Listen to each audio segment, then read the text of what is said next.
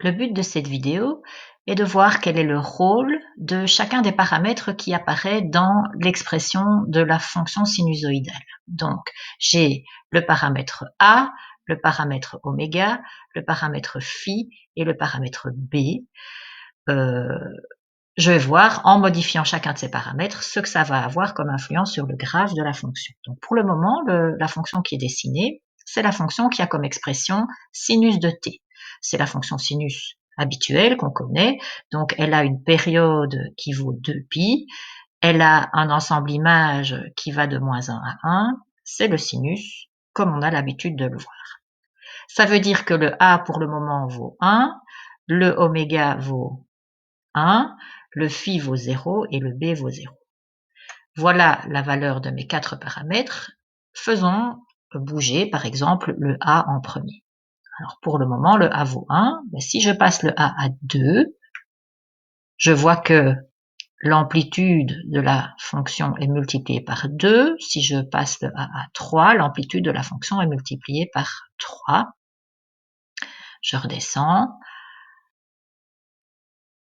Si je passe la valeur de A à 1,5, je vois que l'amplitude est multipliée par 1,5. Je peux aussi prendre des amplitudes négatives et je vois que, effectivement, l'amplitude de la courbe verte est multipliée par la valeur du A, mais comme il est négatif, on se retrouve de l'autre côté de l'axe des X.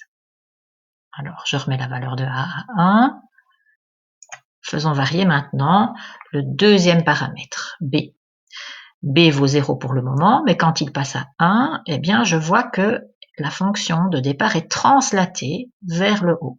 Quand B vaut 1, tout a été translaté de 1 unité vers le haut. Quand B vaut 2, tout a été translaté de 2 unités vers le haut. Si je mets B à une valeur négative, ben évidemment, la translation se fait vers le bas. Quand B vaut -1, on a tout translaté de 1 unité vers le bas. Le B agit donc sur la position d'équilibre de ma fonction sinusoïdale. Elle peut être translatée complètement, toute la fonction, vers le haut ou vers le bas, en fonction de la valeur du paramètre B. Alors maintenant, le paramètre oméga, pour le moment, il vaut 1. Si je le passe à 2, eh bien, je vois que la fonction va être comprimée latéralement d'un facteur 2 dans ce cas-ci. Donc, plutôt que d'avoir une période qui valait 2π, le motif qui se répète n'a plus qu'une largeur de pi. La période a été divisée par 2. Si je passe oméga à 3, eh bien on voit que la période de la fonction initiale a été divisée par 3. Sur une période de 2π, je retrouve 3 fois le motif qui se répète. Donc oméga agit sur la compression ou l'étirement latéral de la fonction.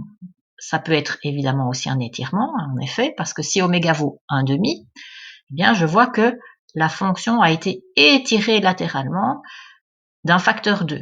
La période est 2 fois plus grande que ce qu'elle était au départ.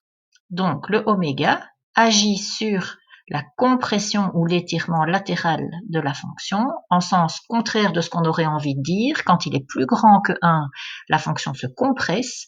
Quand oméga est plus petit que 1, enfin entre 0 et 1, la fonction s'étire, la période est étirée. Alors voyons le quatrième paramètre, phi. Phi vaut 0 pour le moment. Quand phi passe à 1, ben je vois que la fonction verte a été translatée vers la gauche pour obtenir la fonction rouge. Si je continue à augmenter la valeur de phi, ben le graphe rouge continue à se déplacer vers la gauche. Alors, quand je passe à une valeur de phi qui vaut entre quelque chose de 3,1 et 3,2, je vois que le déplacement qui a été fait correspond plus ou moins à une bosse de la fonction de départ. Alors une bosse de la fonction de départ avait une largeur qui valait pi. Pi, c'est 3,14. Et c'est justement quand je place la valeur de phi à ce fameux 3,14 que tout le graphe a été déplacé de pi, vers la gauche. Quand je fais plus 3,2, je déplace tout le graphe de 3,2 vers la gauche. Et donc, évidemment, si je fais avec un phi négatif, je vais déplacer tout mon graphe vers la droite. Donc le phi va être indicatif de comment la fonction de départ a été translatée vers la gauche ou vers la droite. Si le phi est positif, c'est une translation vers la gauche, contre-intuitif. On n'aurait pas envie de dire ça, mais c'est quand même, on a bien vu que c'était comme ça. Donc phi positif, c'est vers la gauche, phi négatif, c'est vers la droite. Alors on pourrait se dire simplement que donc la valeur de phi me donne la valeur du déplacement. Malheureusement, c'est pas si simple, ça dépend en fait de la valeur de oméga. Regardez, si je place le oméga à 2, donc j'ai comprimé ma fonction verte d'un facteur 2. On aurait envie de dire que si je veux déplacer tout le graphe d'une bosse vers la gauche, je vais devoir faire une translation d'une valeur de pi demi. 1 carré ici, pi demi. Pi demi, c'est 1,7, quelque chose comme ça. Vous voyez que si je mets mon phi à 1,7, je n'ai pas fait le déplacement que je m'attendais à avoir. Je dois de nouveau me mettre à 3,14, à pi, pour avoir le déplacement d'une bosse vers la gauche. Donc, il va falloir regarder dans le cours théorique la formule exacte qui va nous permettre d'expliquer de combien on déplace le graphe réellement, visiblement, vers la gauche ou vers la droite. Ce ne sera pas juste la valeur de phi, ce sera en fait une combinaison du phi et du oméga qui va devoir être prise en compte. Donc ça, je laisse le cours théorique mettre cette valeur-là de façon précise. Donc je récapitule, le A et le B agissent comme on a envie qu'ils agissent. Le A agit sur l'amplitude. Quand A est plus grand que 1, l'amplitude est multipliée, est augmentée. Quand B est plus grand que 1, par contre, la fonction est déplacée. C'est une translation vers le haut ou vers le bas. B positif, c'est vers le haut. B négatif, c'est vers le bas.